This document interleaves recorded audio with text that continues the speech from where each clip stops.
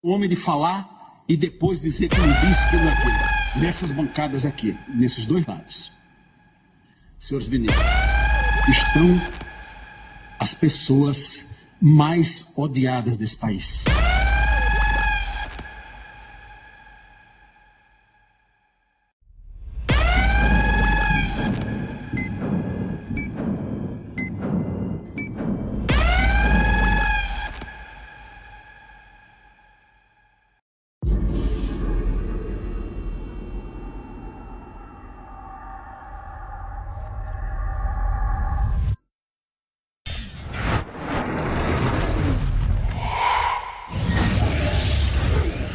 Infelizmente, quantas fotos eu tenho com o ministro dessa corte? Muitas, muitas.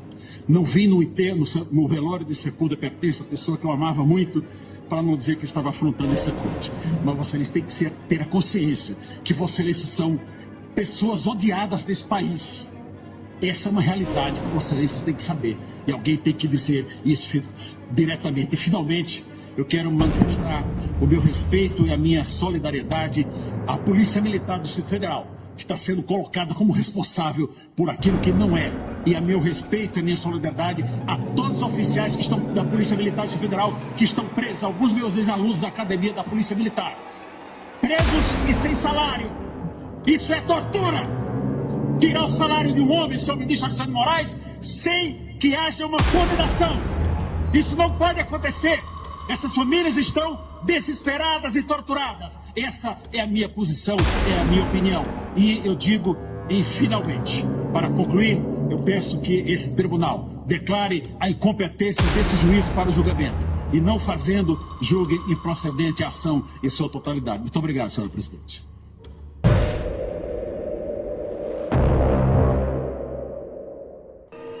É impressionante, e com a devida vênia eu vejo o ministro Alexandre de Moraes inverte o papel de julgador aqui nessa casa, nessa Suprema Corte.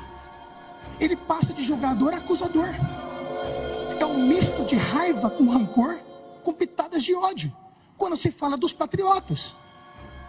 Patriotas que na concepção maior, e basta dar no Google para isso, são aqueles que amam o seu país. São aqueles que amam a nação. São aqueles que lutam por um país melhor. São aqueles que defendem a bandeira verde e amarela, porque ela não será vermelha. São aqueles que querem um país melhor, um país livre de corrupção, um país livre de desvios de dinheiro.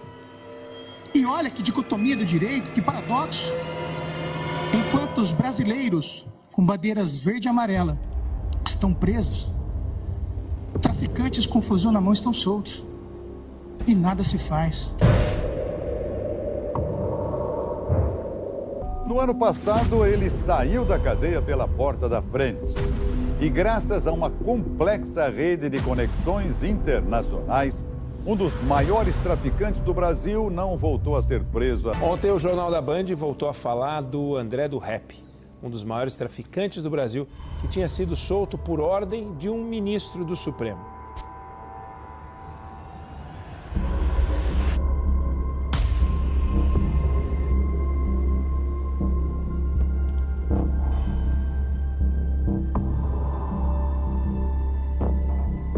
Por que a gente voltou a falar dele? Porque o Superior Tribunal de Justiça decidiu devolver ao traficante bens que a polícia tinha apreendido. Vamos tentar entender por que o André do Rap está recebendo esse tratamento do nosso sistema de justiça. Num estado paralelo, onde não precisa do golpe, o golpe já está institucionalizado. Nas favelas do Rio de Janeiro e de São Paulo. Fazendo esse preâmbulo, senhora presidente, é importante mencionar que o preso, pai de família de 2 filhos, emagreceu 20 quilos, não vê os seus filhos há 8 meses. E a única coisa que faz numa cadeia é orar. Talvez se na cadeia ele tivesse se associando ao crime organizado, pudesse talvez sair mais cedo. Porque hoje um bandido mata, um bandido trafica, em pouco tempo ele está solto. Mas um pai de família que usa uma bandeira verde e amarela e vai se manifestar pacificamente, está preso. Nós não podemos, reitero e repito, colocar no mesmo balaio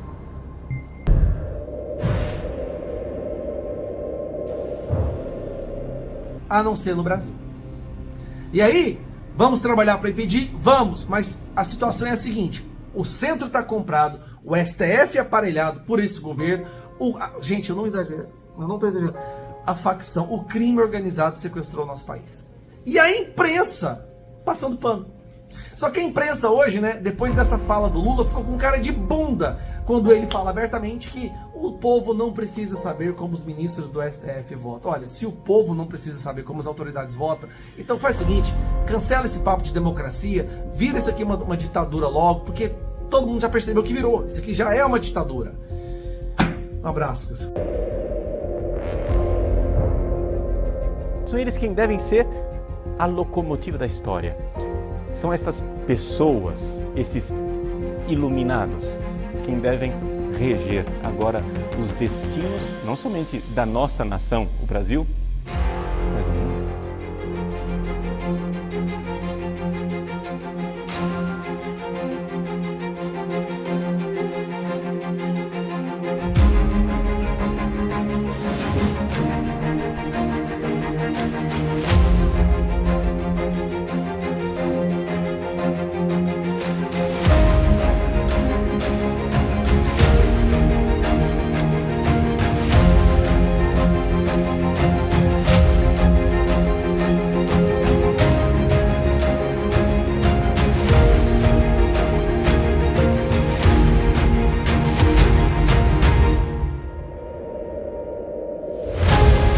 Não são escolhidos pelo povo, não tem poder legislante, eles não têm poder de legislar, isso era o povo que deveria decidir, mas isso aqui mostra que é uma agenda woke, ou seja, uma agenda da nova ordem mundial que quer estabelecer um plano engendrado para todos os países terem uma mesma linha de raciocínio. Não é muita coincidência, numa semana essa notícia no México e na outra aqui a Rosa Weber coloca isso.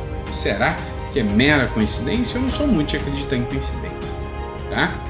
Mas é isso. Eis o Brasil de hoje, né?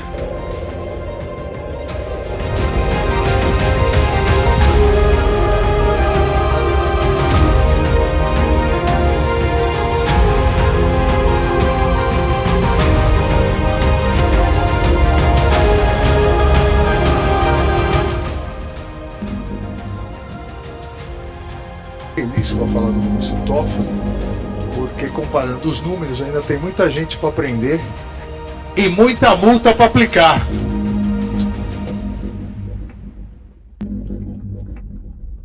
Sim, são os que seguem a ideologia socialista. O Partido Socialista, esta nata da humanidade, esta raça eleita, são o novo príncipe que deve nos governar. Mas todo príncipe tem corte. E toda corte precisa dos seus teólogos. Para a infelicidade do nosso Brasil e para a vergonha da Igreja Católica que está no nosso país, muitos teólogos da nossa nação se dispõem a ser teólogo da corte. Eles são os teólogos da corte que agora estão justificando a forma de tomar o governo e o poder do Partido dos Trabalhadores. O Partido dos Trabalhadores adotou uma forma de governar revolucionária. Uma revolução que, porém, não é revolução armada, é revolução cultural.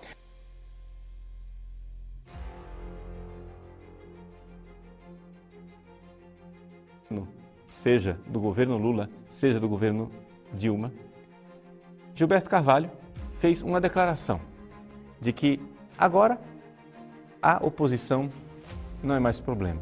O problema agora são os cristãos. O problema é a igreja. E então, diz Gilberto Carvalho, a igreja a qual ele se refere são os evangélicos. Por quê? Porque a igreja católica já está domesticada. Isso me fez cair a ficha. Isso me fez compreender que estes homens que estão no poder já não olham mais a Igreja Católica como uma instância profética que irá questioná-los.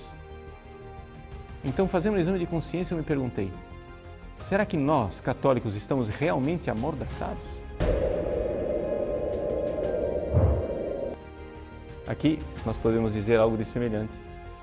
Se o povo soubesse como é que se produz teologia nesse país, como é que se produz discurso eclesiástico nesse país.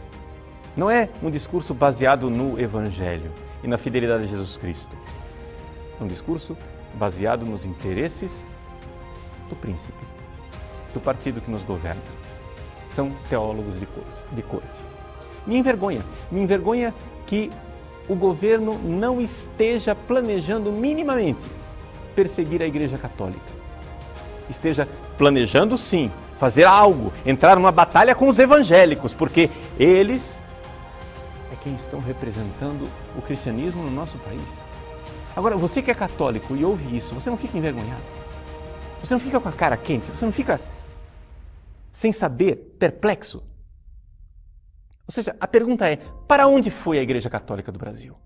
Ou seja, onde estão os católicos que faziam protestos e passeatas